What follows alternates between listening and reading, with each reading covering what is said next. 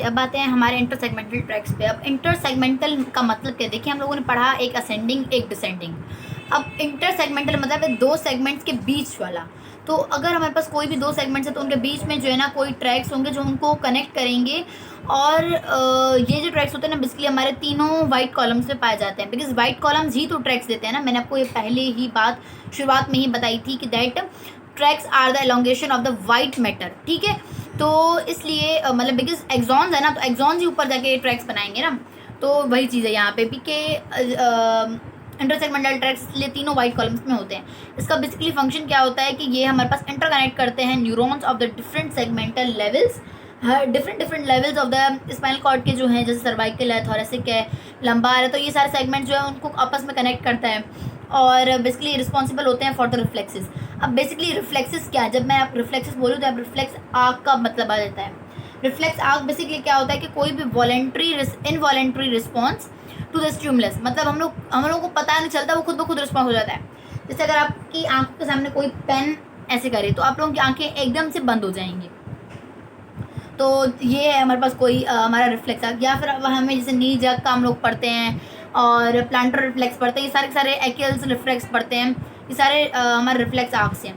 Basically depend करता है on the integrity of the reflex arc. जितना उसका स्टिमुलस ज़्यादा होगा उतना हमारा रिस्पॉन्स ज़्यादा होगा।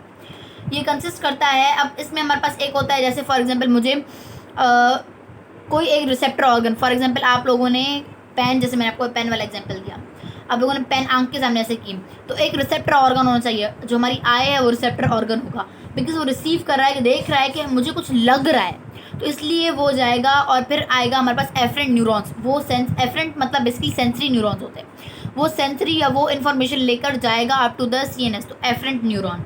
उसके बाद हमारे पास वो जो साइनेप्सिस होगी, और वो साइनेप्सिस के बेसिस पे हम लोग फिर रिफ्लेक्स आर्क को डिवाइड करते हैं कि वो मोनोसाइनेप्टिक है या पॉलीसाइनेप्टिक है। मतलब अगर बहुत सारे न्यूरॉन्स आपस में इन्वॉल्व हैं उस रिफ्लेक्स आर्क में तो वो पॉलीसाइनेप्टिक है, लेकिन अगर एक इन्वॉल्व है तो वो मोनोसाइनेप्टिक है। और अगर एक होगा ना उसमें इन्वॉल्व साइनेप्सिस में तो वो क्विक होगा। ज़ाहिर सी बात है, अगर मुझे किसी एक बंदे को सिर्फ रिस्पॉन्स देना है, किसी एक बंदे को रिप्लाई करना है, तो मेरा जो आंसर होगा वो क्विक होगा। जबकि अगर मुझे 10 बंदे क्वेश्चंस पूछेंगे एट अ टाइम तो मुझे एक को रिस्पॉन्स करने में टाइम लगेगा और जो रिस्पॉन्स होगा वो स्लो हो जाएगा।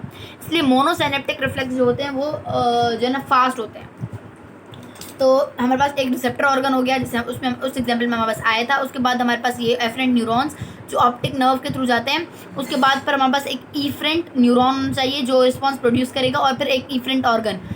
तो जैसे हमारे पास आईलिड्स है हमारी, तो वो इस वाले में आईलिड्स हमारी ईफरेंट ऑर्गन होंगी और वो आईलिड बिल्कुल क्लोज हो जाएंगी। ठीक है, तो ये हो गया। उसके बाद बेसिकली इसका रिफ्लेक्स आर्क का जो रोल होता है in the maintaining muscle tone and thus the posture.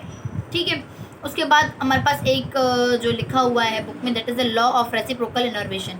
इसका मतलब है कि हमारे पास कोई रिफ्लेक्स, हमारे अगर फॉर एग्जाम्पल मैं बैठना चाहती हूँ तो flexor should work and extensor should relax. ठीक है, तो अब हम जाहिर सी बात है, अगर मैं दोनों के दोनों जो है ना फ्लेक्सर एंड एक्सटेंसर दोनों को एक ही टाइम पे शूट करूँगी तो क्या होगा कि मैं बैठ नहीं पाऊँगी। ठीक है, और उसी पोस्चर में रहूँगी जिसमें पहले थी। तो इस वजह से कि रेसिप्रोकल का मतलब होता है उल्टा, अगर फ्लेक्सर कॉन्ट्रैक्ट हो रहा है तो रिलैक्सर शुड जो है ना रिलैक्स, ऐसे। तो एक कॉन्ट्रैक्ट होगा एक रिलैक्स होगा, तो इसलिए फ्लेक्सर और एक्सटेंसर एक ही लिम्ब के कॉन्ट्रैक्ट नहीं होते साइमल्टेनियसली। इसलिए जो फ्लेक्सर के जो फ्लेक्सर मसल्स के जो न्यूरॉन्स होंगे उसको ब्रांच देनी पड़ेगी टू द एक्सटेंसर्स, ताकि जब वो कॉन्ट्रैक्ट करें तो वो अपना मतलब जो साइनेप्स है, मतलब वो जो इन्फॉर्मेशन है वो एक्सटेंसर वाले को भेजें और उसको बोलेंगे तुम रिलैक्स हो, मैं कॉन्ट्रैक्ट हो रहा हूँ तो तुम रिलैक्स हो। ठीक है, तो ये होता है हमारे पास लॉ ऑफ रेसिप्रोकल इनर्वेशन। उसके बाद है हमारे पास क्रॉस्ड एक्सटेंसर रिफ्लेक्स। अब क्रॉस्ड एक्सटेंसर रिफ्लेक्स क्या होता है कि अगर जैसे हम लोग घूमते हैं, जैसे वॉक कर रहे होते हैं हम लोग, जब वॉक करते हैं तो आप लोगों ने देखा होगा कि हमारी एक लिम्ब के एक्सटेंसर्स रिलैक्स होते हैं तो दूसरी के कॉन्ट्रैक्ट होते हैं, तभी हम लोग सही तरीके से वॉक कर पाते हैं। तो यही होता है कि जब हमारे पास अब ये अच्छा रेसिप्रोकल में जब हम लोग बात कर रहे थे तो एक ही लिम्ब की हम लोग बात कर रहे थे, सेम लिम्ब की। इसमें हम लोग कॉन्ट्रालेंट्रल लिम्ब को देखेंगे, ऑपोजिट लिम्ब को देखेंगे कि एक लिम्ब का एक्सटेंसर अगर रिलैक्स हो रहा है तो दूसरी लिम्ब का जो एक्सटेंसर है वो फ्लेक्स हो।